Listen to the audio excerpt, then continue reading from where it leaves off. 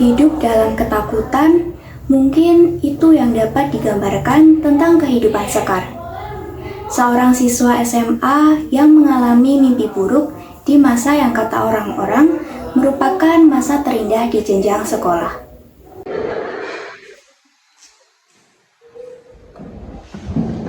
Kamu kenapa ini masih pakai lo? Ada apa? Kalian tahu sendiri lah, nggak pagi, nggak siang, nggak malam. Mereka tuh terus aja gangguin kita. Sampai sebel nggak sih? Iya sih, mereka parah banget ya. Langsung aku berani dan aku lawan dari dia. Iya emang parah, kenapa nggak belajar aja sekarang?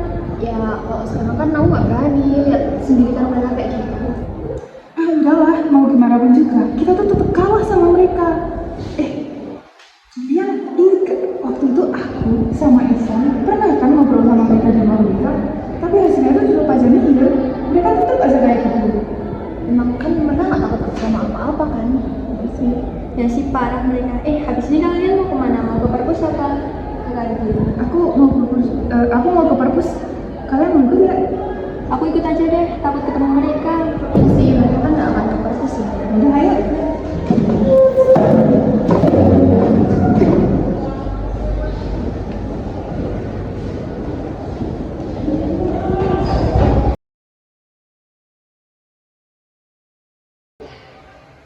Ali, kamu masih lama nggak nyari bukunya? Ya masih lama lah San, baru sekali 5 menit di sini. Wah, aku buru-buru nih. Aku disuruh beli makanan sama Rivo. Nanti aku bawa dulu sama mereka. San.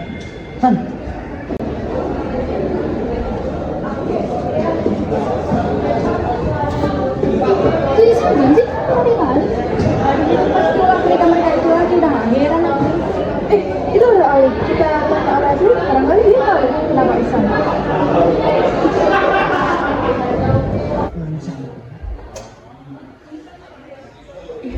Itu Isan kenapa lari-lari kayak gitu?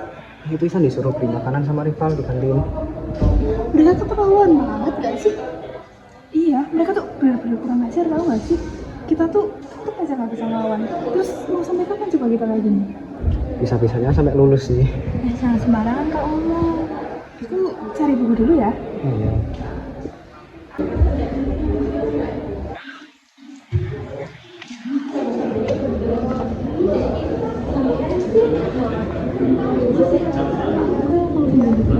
Ini aja. Iya itu aja. Masa penunjukannya sampai tanggal 16 Juli ya? Sampai lupa. Iya, terima kasih Kak. Kamu anak kelas IPS 4? Iya, aku anak kelas IPS 4. Ada apa ya? Kamu kenal Pak sama Aulia? Iya, aku kenal mereka. Emang mereka kenapa Pak? Kamu dengar ya?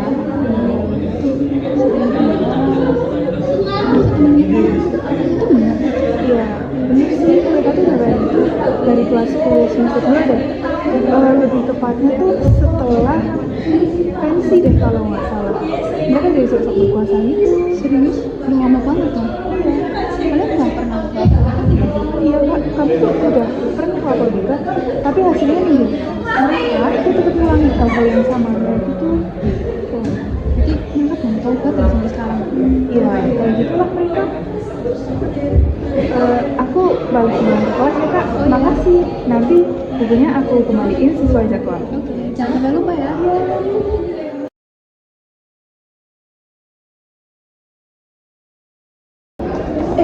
Kalian tahu nggak? Ternyata kasus bully yang dilakukan mereka itu udah kesebar kemana-mana loh.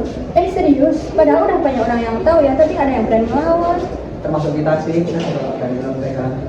Ya juga sih ya.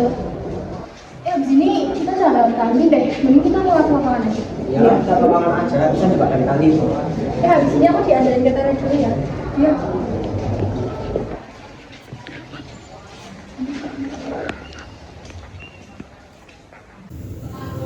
Tiba-tiba, saat Anggita hendak masuk ke dalam kamar mandi, "Yur!" Suara air mengguyur Anggita. Saat itu, Anggita sedang membuka pintu kamar mandi. Karin yang sengaja bersembunyi di bilik sebelahnya membawa ember berisi air untuk diguyurkan kepada Anggita. Basah kuyup sekujur tubuh Anggita. Dari ujung kepala hingga ujung kaki, semuanya basah kuyup. Terlebih lagi, air yang digunakan oleh Karin dan Aulia merupakan air bekas dari pel.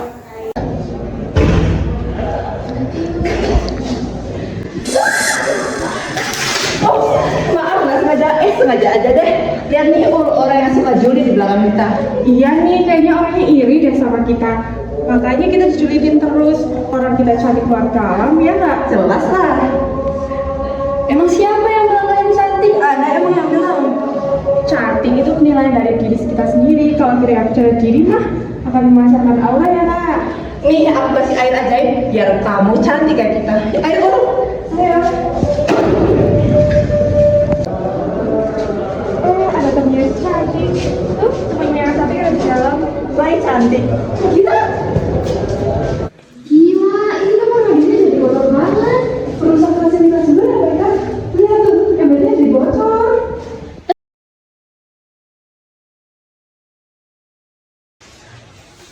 Aduh, kok ini ruangannya satu ruangan kok kotor semua.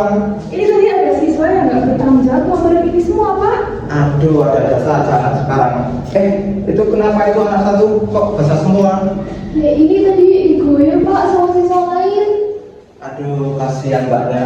Ya udah, kalian balik aja ke kelas. Nanti saya bersihin pokoknya. Di kantin, tampak Yavi dan Rival sudah kesal menunggu Ihsan yang belum juga datang untuk melayani mereka. Sudah dapat dipastikan, Ihsan akan mendapatkan amarah dari keduanya. Karena mereka berdua ini bukanlah tipe orang yang sabaran. Selama apa sih? Udah setengah jam juga nggak ada datang. Bikin emosi aja. Awas aja sampai dia nggak datang. Nah, itu orangnya. Kok lama banget? Kemana aja lu? Terus pacaran juga bagus kali. Keluar misalnya minum buat kita.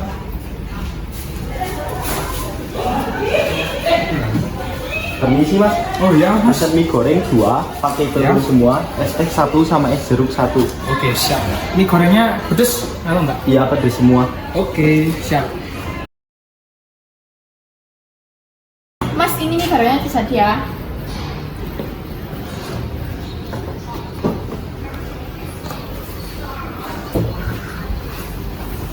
Ini mie gorengnya. Bu, itu semuanya berapa? Jadi mie goreng 2 16.000, es teh 1 3.000 sama es jeruknya 1 4.000. Jadi total semuanya 23.000 ya. Iya bu.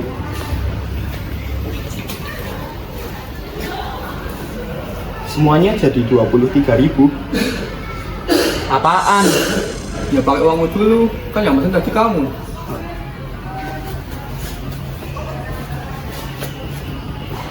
Ini bu uangnya, uang kas ya. Terima kasih. Sama-sama. Setelahnya, Ihsan tetap berada di kantin, duduk di meja seberang meja Yavi dan Rival. Entah mengapa, Ia tak berani jika meninggalkan kantin saat Yafi dan rival belum selesai makan. Ia sungguh takut akan menerima lebih banyak ancaman dari keduanya. Udah selesai nih Chan, beresin dong.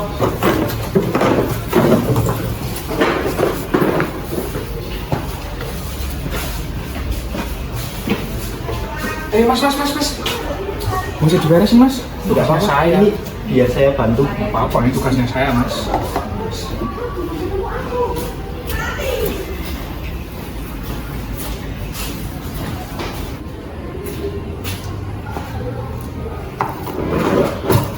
Tadi tuh anak itu emang pernah jadi pembuli, jadi jangan kaget kalau misal tiba-tiba suka nyuruh-nyuruh orang. Oh iya sih. Cuma juga mukanya ganteng-ganteng tapi akhirnya nggak ganteng. Rival dan Yafi yang sudah melenggang pergi tak sadar jika ada seseorang yang sedang merekam tindakan mereka berdua. Mereka berdua seperti acuh kepada keadaan tersebut. Seakan-akan merekalah yang paling berkuasa di sekolah ini. Ihsan yang sehabis dari kantin, ia langsung menuju kelas. Di kelas keadaannya sudah sangat ribut. Semua orang berbicara dengan suara yang keras, seperti mereka sedang dalam keadaan emosi. Sekar, Vita, Anggita, dan Ale hanya terdiam merenung. Mereka terlihat lunglai dan tidak mempunyai semangat hidup. Ihsan langsung mendekati meja tersebut dan menanyakan keadaan apa yang sedang terjadi.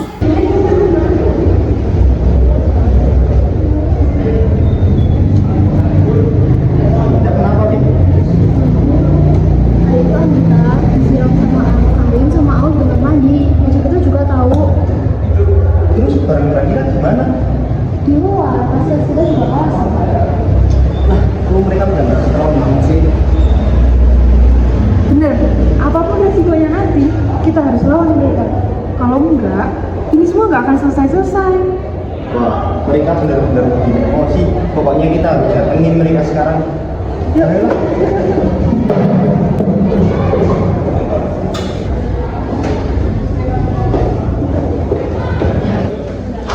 Hei! Apaan nih ribut-ribut? Jadi kayak tawuran aja. Ya emang kita mau tawuran, kalian masih nggak tahu malu ya? Kenapa kita harus malu? Emang kita ngapain? Masih nggak sadar juga udah ngerugiin orang lain, kayak ngelak lagi. Pasti kalian kan yang ngekotorin meja kami. Kalau iya kenapa? Kalau enggak kenapa? Kalian ini keterlaluan banget tau nggak sih? Maksud kalian apa coba?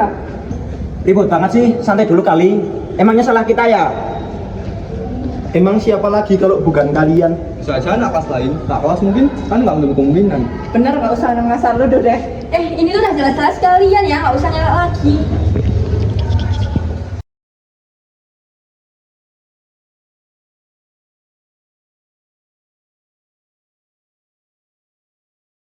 Jadi siapa yang pertama kali membuat kegaduhan ini?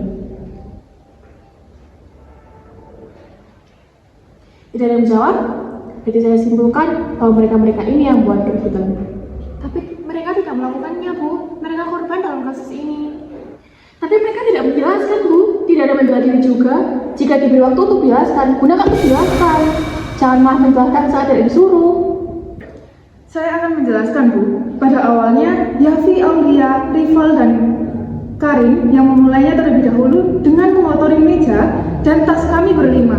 Oleh karena itu kami berlima melawan dan terjadilah perkara itu. Ini baru pertama kalinya kami melawan pembulian yang dilakukan mereka, Bu. Selama ini kami takut untuk melawan. Sudah sejak kelas 10 mereka melakukan ini kepada kami. Dan tak hanya kami, banyak juga siswa lain yang dijadikan pesuruh oleh mereka. Benar, Bu, saya pernah menangani kasus ini saat kelas 10. Namun siswa Karim, Aulia, Yafi, dan Rival itu tidak pernah mengubah sikap mereka.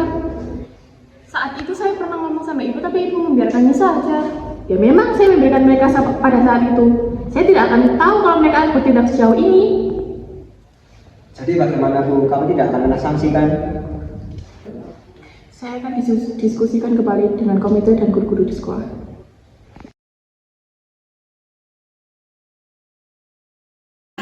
Bel istirahat sudah berbunyi.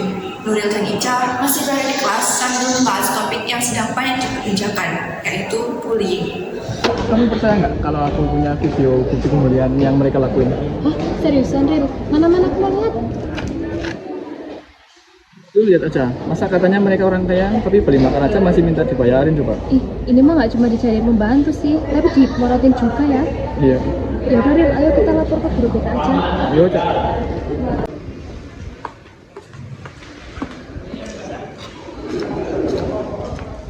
Permisi, Bu. Saya mau melaporkan kejadian bullying beberapa hari yang lalu.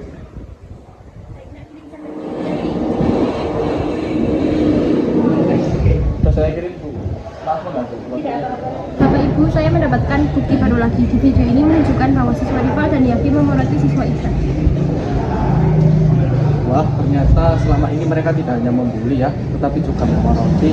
Kira saya dengan anak seperti itu. Betul itu Pak, kemarin anak saya juga cerita kalau komplotannya mereka itu selalu minta bayarin makanan sama minumannya. Jadi Bapak Ibu setuju ya buat melaporkan ini ke komite? Kalau tidak, kita akan tetap menjadi korbannya. Setuju Bu. Baik, kalau begitu saya akan melaporkan kasus ini kepada komite. Selanjutnya mungkin akan ada diadakan pertemuan dengan komite. Ya, terima kasih Bu. Hari diadakannya rapat bersama guru, orang tua murid, dan komite yayasan pun tiba. Dalam ruangan telah hadir kepala sekolah beserta guru-guru yang berkepentingan seperti guru BK dan guru kelas. Hadir pula 2 orang perwakilan dari komite yayasan sekolah, orang tua murid yang terlibat dalam permasalahan ini, serta 2 siswa yang menjadi saksi dalam kasus ini, yaitu Ica dan Nuril.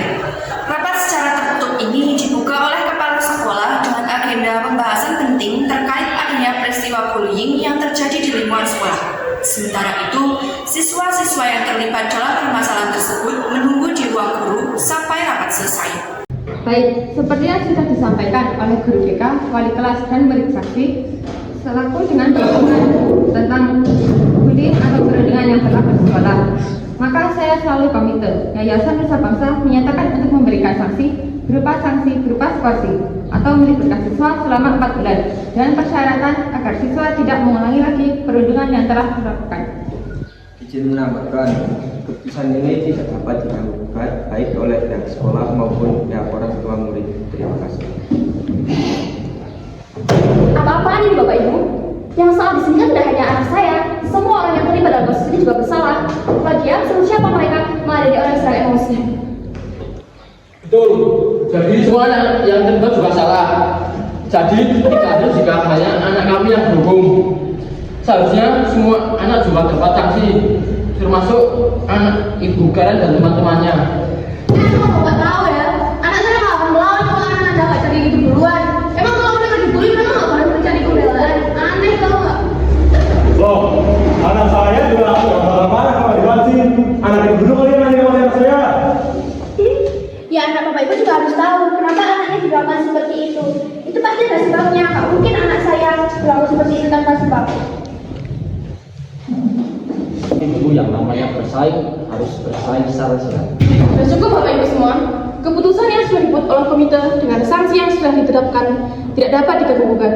Silakan Bapak Ibu semua menerima keputusan ini dengan ikhlas dan bertanggung jawab. Terima kasih. Rapat kemudian selesai dengan adanya siswa-siswa yang dipanggil dari ruang guru, yaitu Karin, Aulia, Yafi, dan Rival berkumpul menghadap kepala sekolah dan komite.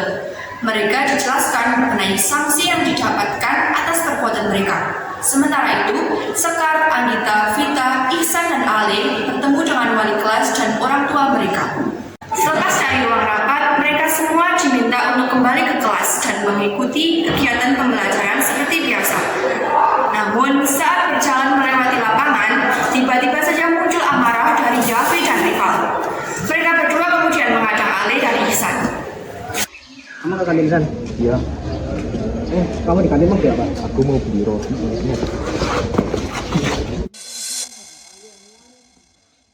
Entah sih, kalian kan? Kalian pakai orang apa kan? Dasarnya kalian belum puas dibully sama kita. Kalian ingin tambah resiko yang lebih besar kayaknya. Nggak ada yang pakai orang dalam ya. Kita semua udah muak sama kelakuan kalian.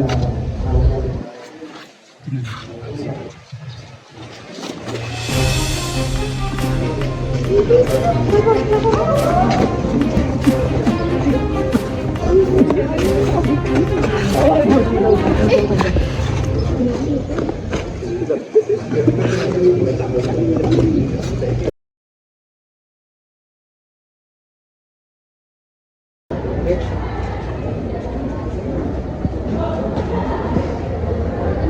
lukanya tidak terlalu parah, tapi harus dalam pengawasan ya nak. Dan untuk obatnya jangan lupa diminum 1 hari sekali. Diminum yang sering dan jangan lupa dihabisin ya.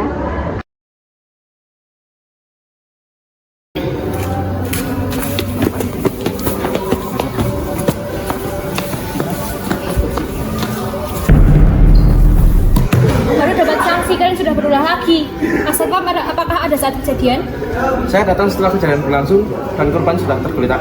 Untuk kronologinya saya bisa cek CCTV di area lapangan akan lebih akurat. Terima kasih atas kerjasamanya. Mohon hubungi polisi segera. Baik, saya akan segera hubungi polisi.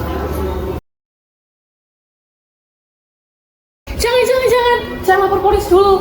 Biar saya ngomong sama mereka dulu. Kalian ini kenapa sih? Kenapa berulah lagi? Saya akan telepon orang tua kalian. Tangan Bu, tolong jangan kasih tahu ibu saya lagi. Terus suruh siapa kalian mukuli mereka? Kalian ini nggak ada rasa bersalahnya ya? Berterima kasih juga enggak? Kalau bukan karena saya, kalian udah dikeluarin dari komite. Kalian harus tahu itu. Jadi selama ini ibu membela mereka. Atas dasar apa ibu membela mereka? Apakah karena mereka donatur terbesar sekolah kita? Sudah Pak Satpam, segera lapor polisi. Baik, saya segera akan lapor polisi. Saya mohon jangan Bu, saya bisa dimarahin sama orang tua saya kalau saya masuk penjara. Tidak ada alasan, itu konsekuensi kamu.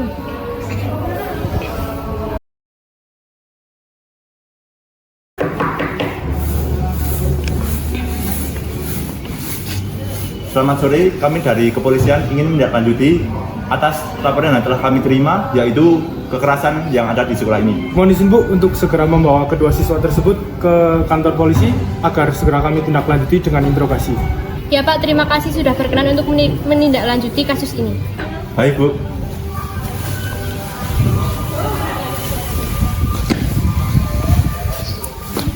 Peristiwa pembulian tidak selalu berakhir manis untuk korban. Bisa jadi berakhir manis untuk pelaku dan korban tetap hidup sengsara. Bagi korban, pembulian bahkan menjadi kelam yang tidak berujung, yang menyiksa fisik dan mentalnya. Oleh karena itu, berhati-hati dan berpikirlah sebelum bertindak. Ada konsekuensi dari setiap tindakan yang kita lakukan, karena setiap aksi akan menimbulkan reaksi.